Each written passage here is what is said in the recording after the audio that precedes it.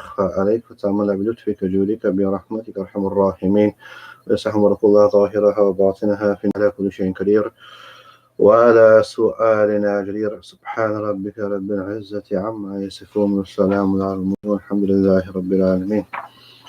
Alhamdulillah, Allah subhanahu wa ta'ala's faith is such that it does not necessarily conform to what we think about the faith of Allah subhanahu wa ta'ala. In fact, the same is said about Allah subhanahu wa ta'ala, that our understanding of Allah subhanahu wa ta'ala is limited only by our misunderstanding of Allah subhanahu wa ta'ala. Meaning that sometimes we assume that this faith, or indeed Allah Most High, are limited by our qasir and our limited minds about our conception of Allah Most High. For that reason, it's been mentioned in an author that returns back to some of the companions when they say, "Ma yakhtaru ala balik fa Allah khilafu dhalik." Whatever comes to your mind regarding Allah Most High, indeed our minds or our understanding of Allah is only in contradiction to the reality of Allah Most High. And the same can be said about the deen of Allah Most High, when we perceive and we think that the faith of Allah is according to some sort of understanding that we have given from our own outward understanding, and in reality the faith is very far from this understanding of ours. And from that is Allah subhanahu wa ta'ala's acceptance. The person who is qubul, the person who Allah has taken him within his mahabba, his love and his acceptance, such that this person becomes from the beloved of Allah Most High, such that his actions are accepted by Allah Most High, such that Allah subhanahu wa ta'ala has a maqam, a station which He has placed that person in. And sometimes we believe that this maqam Allah has placed the person is in, that sometimes this will reflect itself in the world.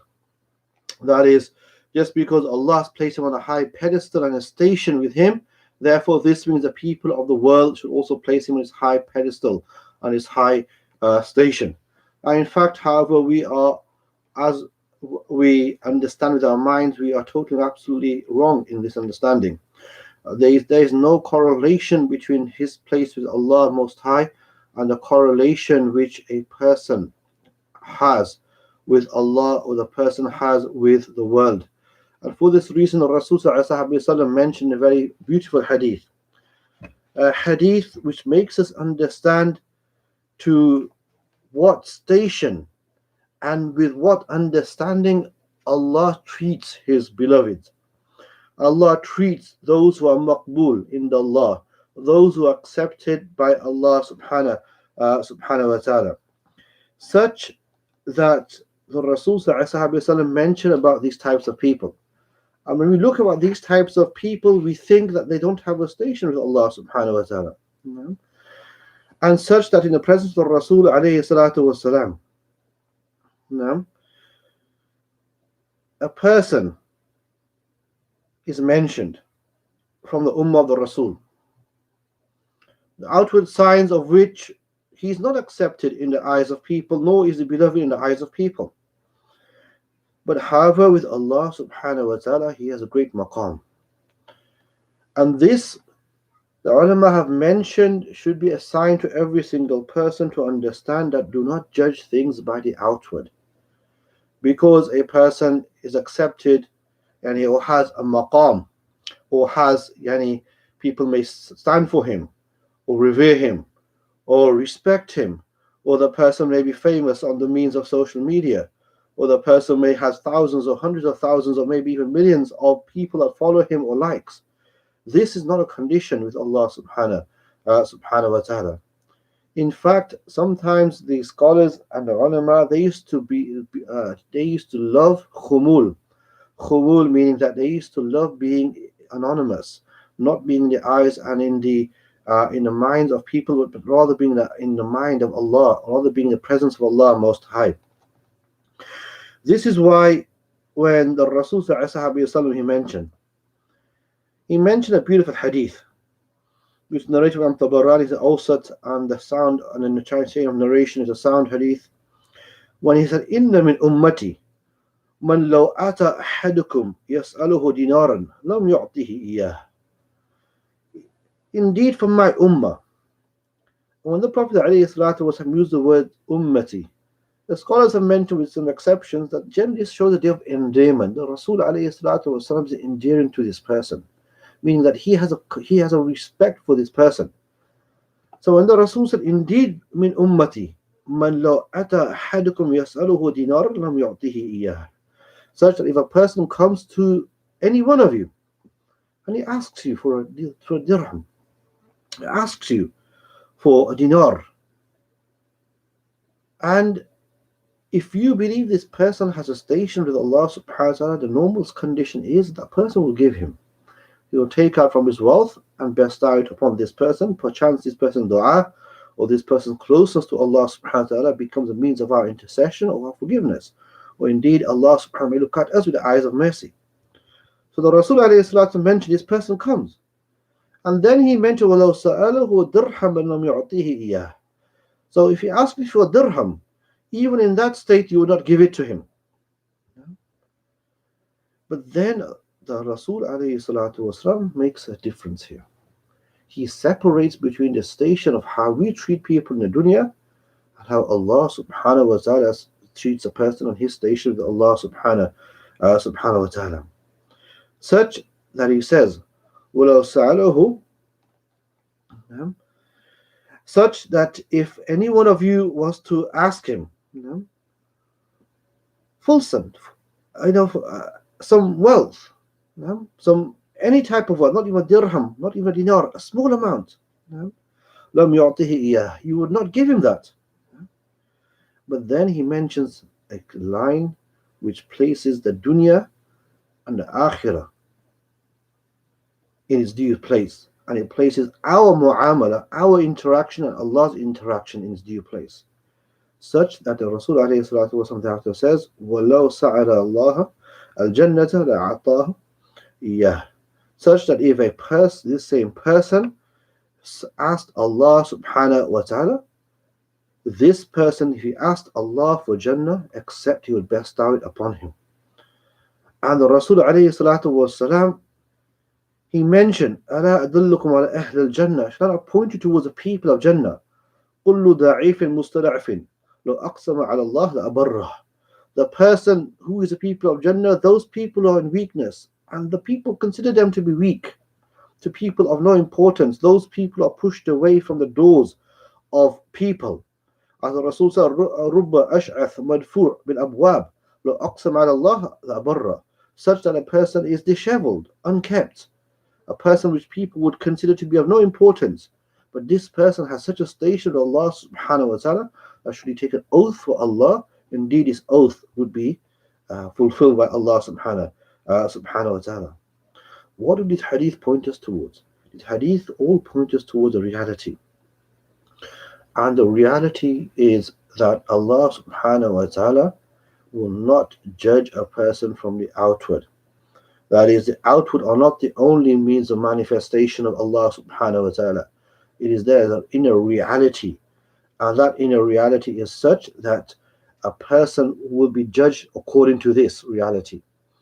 And we live in times now, subhanAllah, where the outward becomes the only form of judgment, where people think that just because a person or somebody or some people or any group of people have some sort of acceptance within the hearts of people, somehow this means they have an acceptance with Allah subhanahu wa ta'ala. And the two are not necessarily dependent upon each other, meaning that we have been commanded to treat every believer with respect and reverence as they deserve. However, a person having a huge following, a great following, is not one of the conditions of to be close to Allah subhanahu wa ta'ala. It may be and it may not, but it is not an exclusive condition to be close to Allah and to be in the presence and in the love of Allah subhanahu wa ta'ala. Such that the Rasul they have to mention some actions. And when the Rasul mentioned his actions, he does so with a reason in order for us to understand that what? For us to understand that actions emanate from a reality, that actions come from a station. And those actions which come from a reality within the heart of a person is what will manifest itself on the outward of a person. Such as the Prophet ﷺ is narrated by Sayyidina Abu Musa al-Ashari radiallahu anhu when he says, قال سئل رسول الله صلى الله عليه وسلم عن الرجل يقاتل شجاعة ويقاتل حمية ويقاتل رياء أي ذلك في سبيل الله فقال رسول الله صلى الله عليه وسلم من قاتل لتكون كلمة الله هي العليا فهو في سبيل الله. He mentions, Abu Musa actually mentioned a hadith related to the previous hadith he just mentioned. He was asked, alayhi salatu wasalam, amongst his companions, O Prophet of Allah, who is the person who fights in the path of Allah, who strives in the path of Allah, who strives and endeavors in Allah's path? Who is this person? The person who fights, who strives out of bravery. The person who fights out of being protective over his name and his status, or the name and status of his clan, or the person who fights out of ostentation, or to be said and to be claimed that he is a person who strives, or a mujahid in the path of Allah subhanahu wa ta'ala. Which of them is in the path of Allah? Ayyu dhalik fi sabilillah. Who of them is in Allah subhanahu wa ta'ala's path? So Rasul sallallahu alayhi wa sallam is given three options. No? Shuja'atan, hamiyatan, or riya'an. It's as if this person who asked the Rasul sallallahu alayhi wa sallam thought that the one who is in the path of Allah is only from these three. It can either be a person who fights out of bravery, a person who fights out of reverence and protection and to elevate the state of his people, his nation, his namesake, maybe even their family or their clan or for their local area, or a person who fights out of ostentation for himself. Whom of these three is in the path of Allah subhanahu wa ta'ala?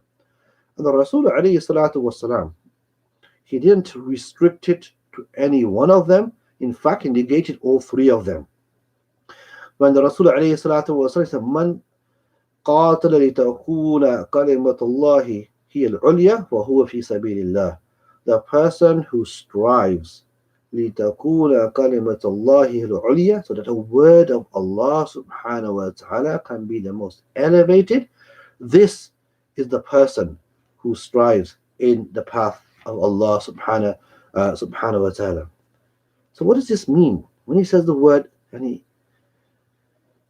Kalimatullah, the word of Allah subhanahu, literally translated as the word of Allah subhanahu wa ta'ala. What does this mean?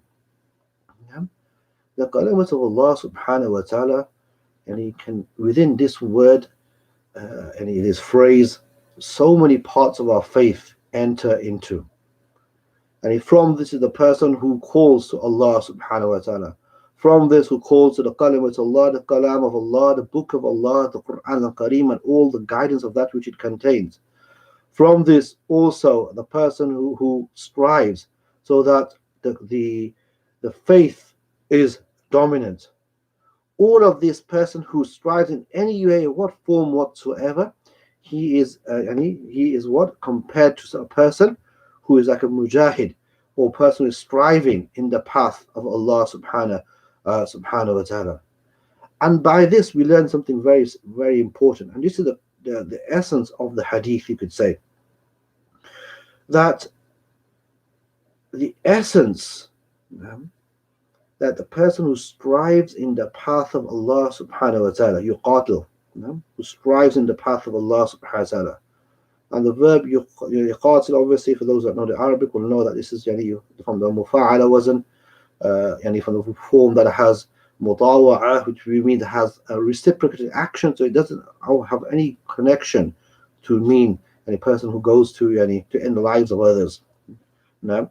So this hadith, the essence of this hadith is that a person who strives in the path of Allah subhanahu wa ta'ala, this essence of his action comes from the action which he performs. It doesn't come from his desires or his anger, Because some people will call to Allah subhanahu wa ta'ala and their anger will overtake them such that they believe that they are calling to Allah, but in fact they're only calling to their own anger and to their own misrepresentation and to their own, you even go far say, to their perversion of the faith of Islam. So it doesn't stem from from the anger of a person, rather it stems from a person who has subdued their anger, subdued their inner desires, such that he's striving only for Allah subhanahu wa ta'ala. Because the strongest sort of internal mudafi', the strongest sort of internal emotions in the heart of a person are what? To display their bravery, for a person to display his manhood, to show that, look, nothing can cower me. Or a person, to show that I'm not going to become suppressed in the presence of my friends and my comrades around me. I'm going to fulfill this regardless of what the result may be. Or the person who does this only for his name and for his namesake. These are the most deepest calls within the hearts of people, such that when a person, even the truth is presented to a person, he will continue upon that. And this is why that's why sometimes it's mentioned that anyone is saying that sometimes mention when they say blood is thicker than truth, meaning that sometimes a person will continue upon falsehood because his family is upon falsehood, or because his namesake is upon falsehood. So by this hadith, of Rasul is pointing us to something very very quintessential, and that is that the fact that it's not our desires, it's not our soul, it's not our namesake, it's not our external factors which will cause us to strive in Allah's path, or a person who's striving on Allah's path, but it's the person who has overcome their lower selves and their lower desires. It is he, it is in fact striving in the path of Allah subhanahu wa ta'ala. And it's apt that the hadith is narrated by Sayyidina Abu Musa al-Ashari radiallahu ta'ala anhu, one of the great companions of the Prophet sallallahu and who was made as the Amir of Zabid and Aden and upon the shores of Yemen. And he was a very famous companion originating from Yemen also, in fact. So Allah subhanahu wa ta'ala enabled us to understand that the times that we are going through and the times that we live in, that every person requires some degree of being known and validated, to be accepted. If there are not enough likes on a certain person's post, it disrupts him. Or if there's a person who does not have a certain following, this worries them. And in fact, this is the opposite of what our faith calls to khumul. And in fact, the persons who are unknown are more beloved to Allah subhanahu wa ta'ala. And inshallah in future we'll look at some of the scholars who strive the utmost to remain and to be from those that were not known to people.